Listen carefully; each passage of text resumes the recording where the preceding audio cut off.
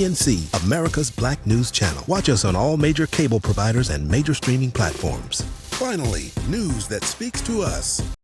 President Biden said that, in his opinion, war crimes have been committed in Ukraine. Personally, I agree. Intentionally targeting civilians is a war crime. After all the destruction of the past 3 weeks, I find it difficult to conclude that the Russians are doing otherwise. Again today, we have a strong sense of what Russia could do next. We believe that Moscow may be setting the stage to use a chemical weapon and then falsely blame Ukraine to justify escalating its attacks on the Ukrainian people. Good evening, Black people and all allies fighting for Black liberation, Black prosperity, and Black joy. I'm Charles Blow, and welcome to Prime. So I was born in 1970. I grew up during the Cold War. It was an era filled with fear that the planet would be bombed into oblivion. We did nuclear bomb drills in school, and in our minds, the Soviet army was formidable. Even after the Soviet Union dissolved, the reputation remained with the Russian army. But now it appears that much of the vaunted Russian army may actually be a paper tiger. According to the New York Times, which cites U.S. intelligence estimates, the Russian army has experienced massive casualties in the month-old war in Ukraine. More than 7,000 Russian troops have been reportedly killed. That's more than the number of U.S. troops killed over the last 20 years in Iraq and Afghanistan. Ukrainian, NATO, and Russian officials also report that Russia has lost at least 3 generals in the conflict. And there are reports that Russia's military advances towards Ukraine's capital city of Kyiv have largely stalled. Putin may be getting worried. NBC News is citing one expert who says Putin is now telling the country's elite, don't think about having second thoughts. We're all in this together, and if I go down, you go down. Joining me now to discuss is retired Army Lieutenant General Russel Honoré. General Honoré, what do you make of these reports that 7,000 Russian troops may have been killed so far just 4 weeks into this war? It's a plausible number, but Charles, you have to remember for every one killed, there are probably 2 to 3 injured. So you multiply that, you could have 25,000 that are also injured that need care. And for every soldier that's injured, it takes 2 of them to evacuate them off the battlefield. So that have a significant impact. But at this point in time, the fact that we talk about how strong the Russian army is, I'd like to talk about how strong the Ukrainian army is, because this is what happened when a nation mobilized to include civilians, the farmers, everybody is fighting the Russians, and it's a combat multiplier. So I like to focus on how effective the Ukrainian army has been with the minimum amount of weapons they have, and we need to get them more weapons, and we need to stop talking about it and do it.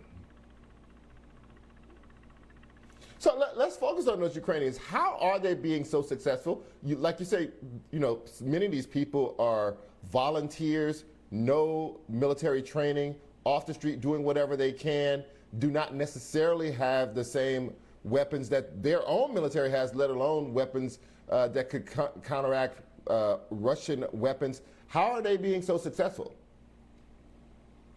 They know the terrain. They've been fighting Russians. Many of the Ukrainian soldiers have rotated in and out of Donbass, whereas the majority of the Russian army is made up of conscripts. They come in for about 18 months and they go home. Whereas many of these Ukrainian soldiers have been fighting the Russians for 8 years as they rotate in and out in the Donbass area. And they have an officer corps that's experienced, as well as mid-level non-commissioned officers who know this fight of how to fight in the urban area. Whereas the Russian army, much of it is conscript, which is good for us.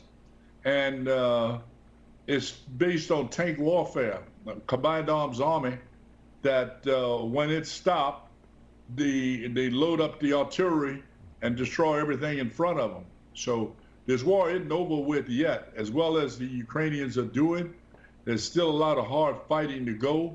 But right now, they're accounting for themselves, and they've stopped this Russian army. because they'd have to travel on the roads, Charles. Those tanks can't go across the field and all that mud, so they're restricted to the highway. And if you're defending, that's a good thing. And attacking into a city, the multiples are, if you're attacking a city, you need at least 10 to 1 to get inside a city and take that city.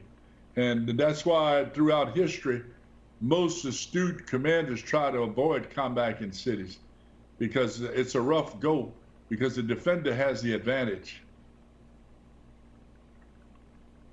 Let me ask you about this. About 1,300 Ukrainians, including children, were taking shelter in a theater in Mariupol. The word children was written in Russian in giant letters outside. The Russians bombed the building anyway. About 130 people have been rescued so far. What does the bombing of those civilian sites tell you about the direction of the war and Putin's desperation? Well, they're ruthless killers. And to call them war criminals would be a kind word to use. They're thugs. They're ruthless killers. They do not value other people's lives. And it probably was intentional. They're trying to continue the shock and awe campaign to get these city governments to submit to them so they can go in and put their mayor and put who they want to be in charge. It does not matter to them if the city is totally destroyed once they get into it. Their objective is to take that city. And if they can take it without fighting, good. But if they have to destroy it, it's a part of their mission to take it. They have no sense of the rules of war. These are brutal, heartless men leading this Russian army. We saw them do the same thing in Syria. They will take no pause. They will do everything they can to take these cities down. And if it's destroying them, that's what they'll do. And they'll do the same thing in other Ukrainian cities if they get an opportunity to. They'll blow them up. Biden is set to speak to China's president tomorrow. Do you believe that China could potentially send military financial aid to Russia to help them advance?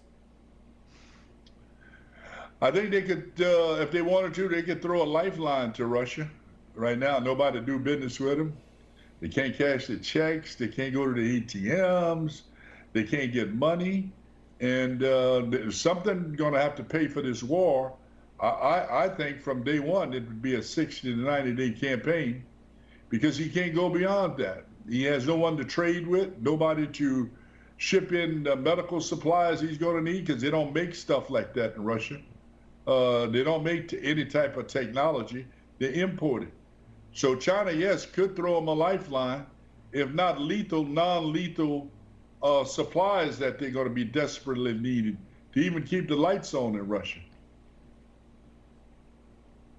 Where do you stand on the Ukrainian president's request for a no-fly zone to be established by NATO over Ukraine?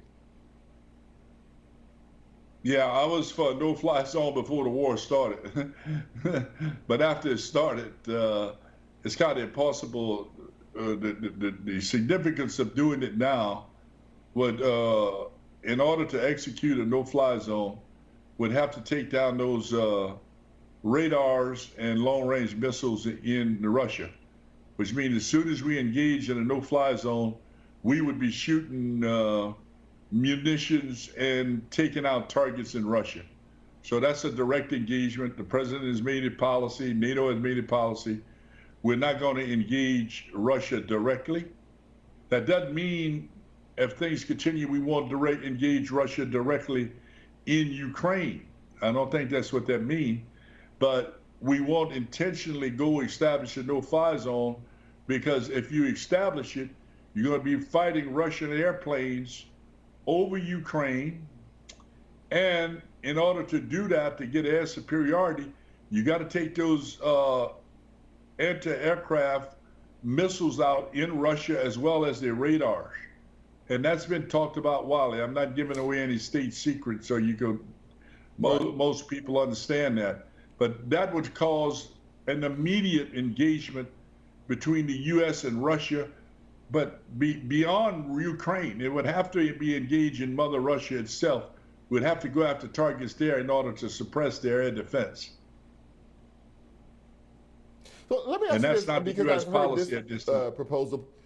Right, I've heard this proposal put forth as well, that you could establish a no-fly zone on the western part of Ukraine where the Russian military, by and large, is not active even in the airspace. And therefore, Putin would have to make a conscious effort to engage U.S.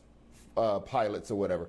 Is that also not possible because the munitions on the ground could still reach those jets in the air from Russia proper, Right. not from Ukraine?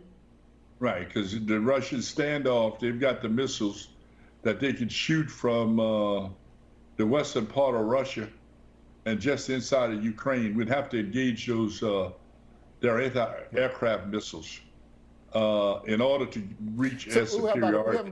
We have about a minute left here. I just want to squeeze this question in. What do you think about the idea of sending fighter jets, giving them to Ukraine?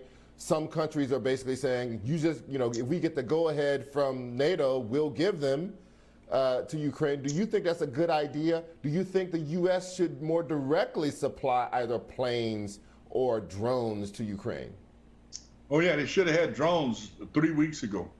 Last month, 2 months ago, they should have had drones. I don't know why we didn't give them drones then. And yes, we should have facilitated them getting the jets. I still think there's people in the Pentagon don't want to give up U.S. jets to backfill is what the political bullshit is. Because if the Poles gave their jets up, General Russell, they want the Americans to give up American jets to go to them. And I think that's what the bottom line is inside of the Pentagon. It would have been an easy thing to roll those SUs over the line and get them into Ukraine. They could be using them right now. This is Pentagon bullshit. General Russel Honoré, thank you so much for your time tonight and always.